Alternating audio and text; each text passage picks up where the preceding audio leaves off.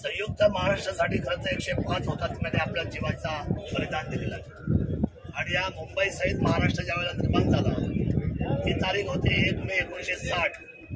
1 मे 1960 ला महाराष्ट्र राज्याच्या नवनिर्मितीचा सुवर्ण कलश महाराष्ट्र राज्याचे प्रथम मुख्यमंत्री कैलासवासी यशवंतराव चव्हाण साहेबांनी हा सुवर्ण कलश महाराष्ट्रामध्ये एवढे किल्ले असताना फक्त छत्रपती शिवरायांचा जिथे जन्म झाला त्या किल्ले शिवनेरी शिवजन्मभूमी त्या शिवनेरीवर हा सुवर्ण कलश आणला।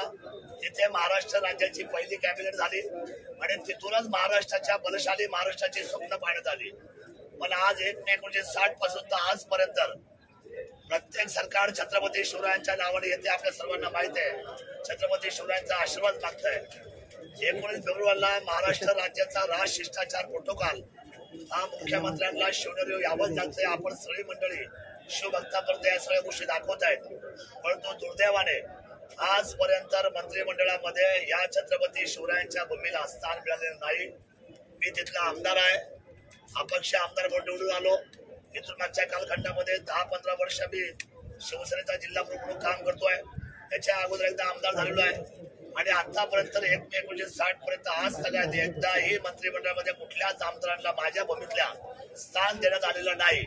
त्यामुळे माझे ह्या महायुतीच्या सरकारला त्या ठिकाणी विनंती आहे, त्याच्यामध्ये देवेंद्रजी असतील, सन्मान्य एकनाथजी असतील, आदरणीय अजितदादा असतील, या तिघांनी या वेळेला महाराष्ट्र राज्याच्या मंत्रिमंडळामध्ये जी सुरुवात यशवंतरावांनी केली, संयुक्त महाराष्ट्राला जिथं सन्मानपूर्वक त्या ठिकाणी उंची देण्यात आली त्या भूमीला मंत्रिमंडळामध्ये स्थान देण्यात यावं अशा पद्धतीची आग्रहाची विनंती मी या महायुतीच्या शासनाला या निमित्ताने आपल्या सर्वांच्या द्वारे महाराष्ट्राच्या तमाम शिवभक्तांच्या वतीने, कारण लाखोने शिवभक्त त्या ठिकाणी दरवर्षी येतात आणि निवेदन आम्हाला देऊन जातात की शिवनेरीचा समावेश का होत नाही मंत्रिमंडळामध्ये, तर तो संपूर्ण शिवभक्तांचा भावनांचा आदर करून मी आजच्या या असलेल्या शासनाला, आपल्याला माहिती आहे की मुख्यमंत्र्यांची निर्मिती झाली, मुख्यमंत्री हॉट सीटवर बसलेत, 2 उपमुख्यमंत्र्यांची शपथविधी झाली आणि आज अध्यक्षांची निवड झाली आहे।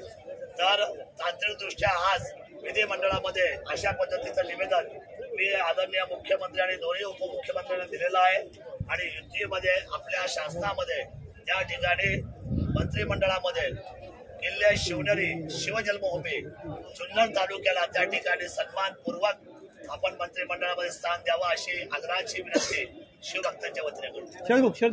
ही मागणी पूर्ण होईल असं वाटतंय का? ही मागणी शिवनेरीची आहे, ही मागणी महाराष्ट्राच्या तमाम शिवभक्तांची आहे। ही मागणी वैयक्तिक शरद सरोवरची नाही। त्या भूमीला ज्या दृष्टीने यशवंतरावांनी पाहिलं, आज 384 किल्ले महाराष्ट्र राज्यामध्ये असताना मग शिवनेरीवरच का कॅबिनेट झाली, शिवनेरीवरच का महाराष्ट्र राज्याचा सुवर्ण कलश दिला, त्यामुळे शिवनेरीला एक वेगळ्या पद्धतीचं स्थान आहे, ते उच्च आहे। त्या अबाधित जर राहायचं असेल, तर ठेवायचं असेल तर या असलेल्या 1960 पासूनचा आज जगावरच्या राजकारणामध्ये एवढी सरकार आली, परंतु त्या ठिकाणी मानाचं मान हे किल्ल्या शिवनेरीला मिळणं अतिशय गरजेचं आहे। ते जे स्थान आहे त्याच्यासाठी अयोध्येला सुद्धा प्रभू रामचंद्रांची माहिती घ्यायला शिवशाही सरकार आलं होतं तिथे। त्यामुळे मला आपल्याला विनंती करायची आहे की त्या सन्मानपूर्वक असलेल्या मानाच्या स्थानाला आपण सर्व मंडळींनी सुद्धा मदत करावी आणि किल्ले शिवनेरीला त्या मंत्रिमंडळावर स्थान मिळावं।